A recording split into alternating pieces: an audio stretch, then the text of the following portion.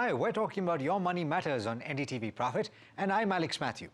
Now, over the course of this conversation, we'll talk about mutual funds and specifically mid-cap and small-cap schemes.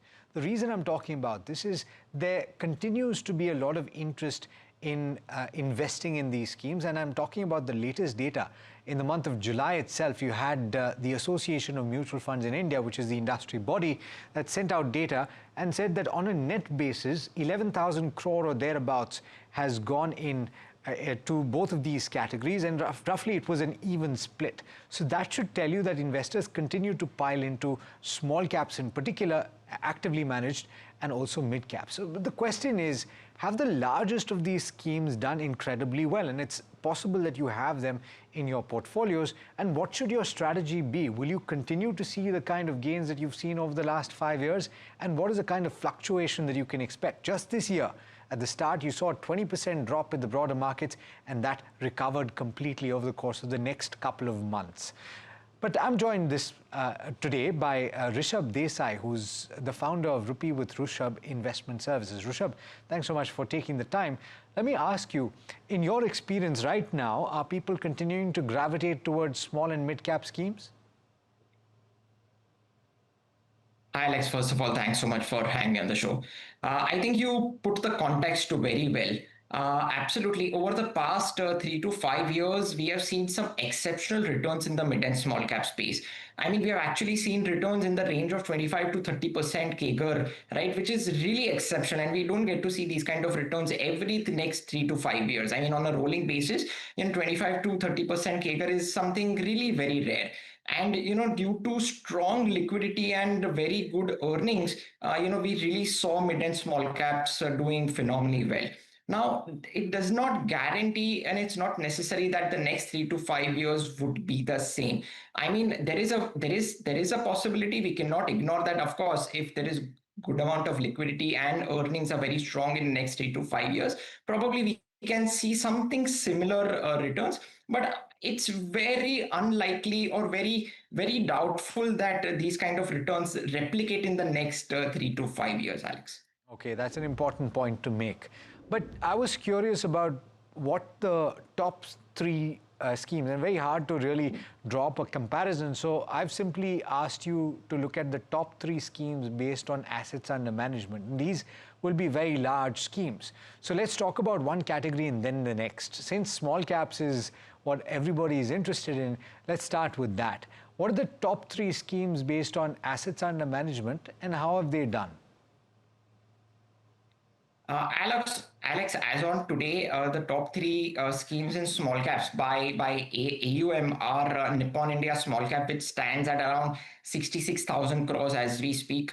Second in line is HDFC Small Cap, which is at around 36,000 crores.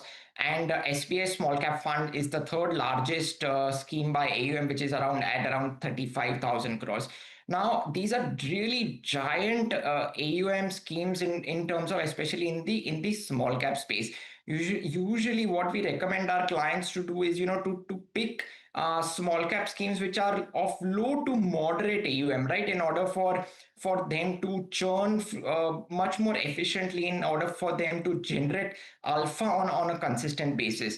Now, if I pull out the returns of these three particular schemes, I mean, they have definitely given superior double-digit risk-adjusted returns, Alex. I mean, on a 3-year basis, I mean, these schemes have delivered anywhere between 15 to 20% CAGR returns, and on a 5-year basis, these funds have delivered anywhere between 25 to 30% CAGR returns, right? Now, again, the benchmark itself, the small cap benchmark itself has delivered greater than 20% CAGR returns in both of the pockets, which is the 3-year pocket and the 5-year CAGR pocket. Okay. Now, all of these three funds have been more or less benchmark hugging. The performance and the returns have been more or less benchmark hugging on a 3-year basis, because on a 3-year basis, the AUM has grown substantially, Alex. It's actually more than doubled. Okay. And on a 5-year basis, these three funds have given actually slightly higher returns than the benchmark, but definitely on a 3-year returns basis, these funds have delivered more or less kind of benchmark hugging returns, mainly due to the high AUM. I'll circle back to what you were saying about telling your clients to invest in low to moderate sized schemes in this small cap category. But first, let's also discuss the mid cap category, where the largest scheme is even larger than the Nippon Small Cap Fund. Has got 84,000 odd crore of assets under management. Let's run through the top three. Alex, the top three funds, mid-cap funds by AUM are HDFC Mid-Cap Fund. Second in line is Kotak Mid-Cap Fund, and third in line is Nippon India Growth Fund. Now, HDFC stands, as you correctly said, around 84,000 odd crore. Kotak Midcap stands at around 57,000 odd crores. And Nippon India Growth Midcap Fund stands at around 38,000 crores. So again, these are again very giant AUM funds. Again, all of these three funds have delivered superior double-digit returns in the range of 25, 26% on a 3-year basis. And going to the 5-year basis, it's at around close to 29, 30% CAGR. Again, the same thing has happened even in the mid-cap space, is that on a 3-year basis, the AUM has grown substantially, practically more than doubled. So you would see the 3-year returns have been more or less benchmarking and some pockets of underperformance. But on a 5-year basis, the funds have definitely outperformed. But due to the large AUM, the funds have some funds have underperformed and some funds are given benchmarking returns on a 3-year basis, Alex. Yeah, and the kind of AUM growth, as you've already pointed out, has been absolutely stellar. This is because the market as a whole has also risen quite substantially over the course of the last 5 years, but also the influx of funds that has come through.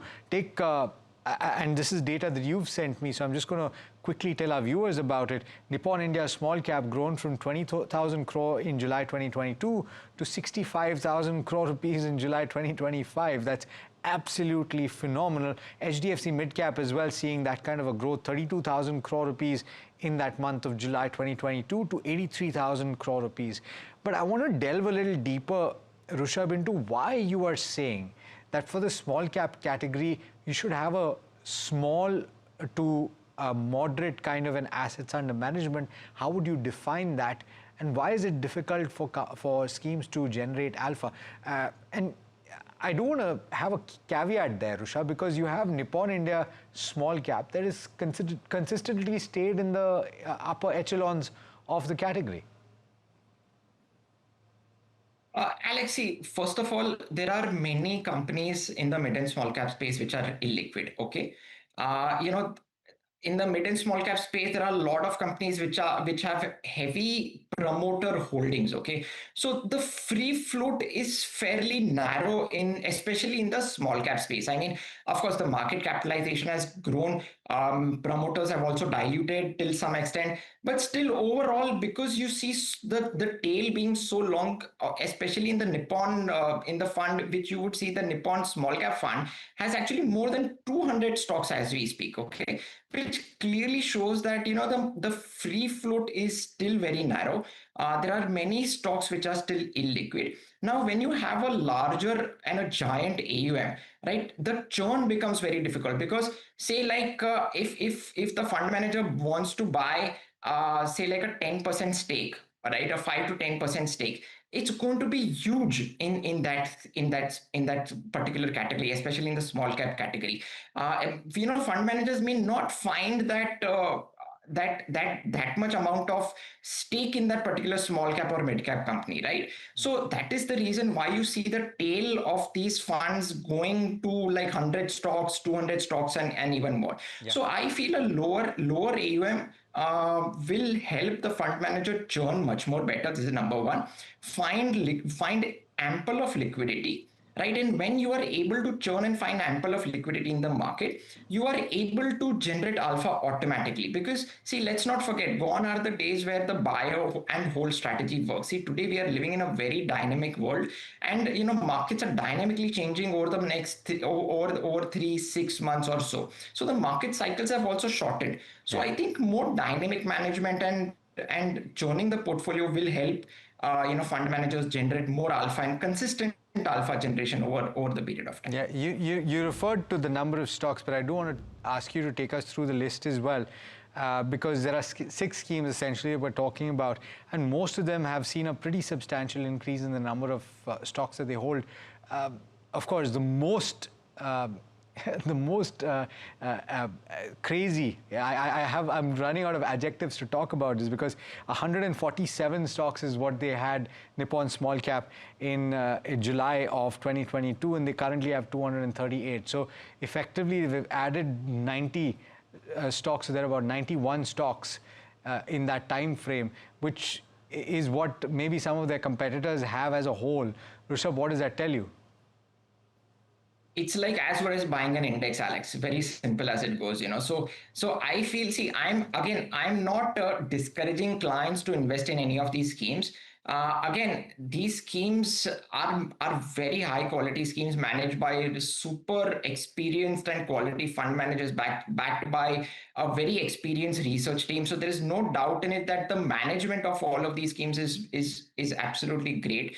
But again, I don't know going ahead how will these schemes be able to generate alpha, Alex, over and above of the benchmark. See, when you're investing in an active mutual fund, you're paying an additional amount of fee to the fund manager and the AMC to give you returns over and above of the index. Right now, if the fund is not able to give you returns over and above the index, then there is no point being in the active participation. Might as well I just buy a nifty small cap 250 index and just sit tight, right? Yeah. So I feel like, going ahead, I would still bet on funds which are have strong track records, have strong philosophy, but have low to moderate AUM, so that the probability of generating higher alpha is much more higher compared to these high AUM funds. Important points that you make. And by the way, it should be mentioned that Nippon India Small Cap Fund, contrary to a lot of people what they're saying, has managed to rank among the top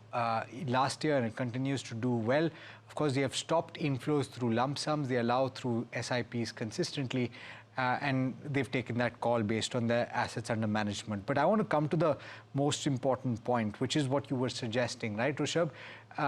It is generally found that in small cap schemes, the portfolio duplication is not very high because of the wider ambit or the wider landscape of stocks to choose from. So is it a good idea to have more than one small cap fund just to ensure that you are covered and you have a higher chance of success? Alex, you correctly pointed out that there is a wider choosing of stocks in the small cap space. There are close to 4,500 stocks in the small and micro cap space. So this is what I would suggest. See, when you're creating a portfolio now, just keep one mid cap and one small cap fund. I wouldn't encourage someone to go beyond one. Now, when you are creating a portfolio, it should be a combination of, say, flexi cap funds, multi cap funds, and then mid cap and small caps. I wouldn't encourage a client to go purely in the mid and small cap space due to the high cyclical and volatile nature of these products. So even in the flexi cap and multi cap, the funds are by default going to take some allocation, some exposure into mid and small caps. So having say 50-60% allocation towards flexi cap strategies, 25% into one mid cap fund and 25% in one small cap fund, I think that should do the job. Very, very quick last question. In the recent past, I must tell you, Rushabh, that we've had conversations with advisors that have said maybe in the mid-cap category, because it's increasingly getting difficult to beat the benchmark, even a passive approach can be taken. But do you want to tell us about schemes that are in your shortlist that you are currently telling your clients to consider in the small cap and the mid-cap category? Absolutely, Alex. I mean, see, in the mid-cap space, I like Edelweiss mid-cap fund. And I also like the Edelweiss mid-cap momentum fund, which is a smart beta index fund. Okay, so I think these are the two funds what I really like. In the small cap space, I like Tata small cap fund, and also the Mirai asset quality momentum small cap fund is something what I really like as well. So I think today is a time where active participation and smart beta participation would really balance out one portfolio going ahead in terms of alpha generation.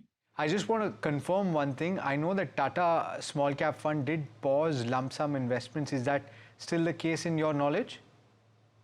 I am not too sure. I We'll will have to need check that. recheck. We'll have to check that. But they did, and they were allowing for SIPs to go through. Rushabh, thanks so much for joining in for this lovely conversation, and look forward to the next one.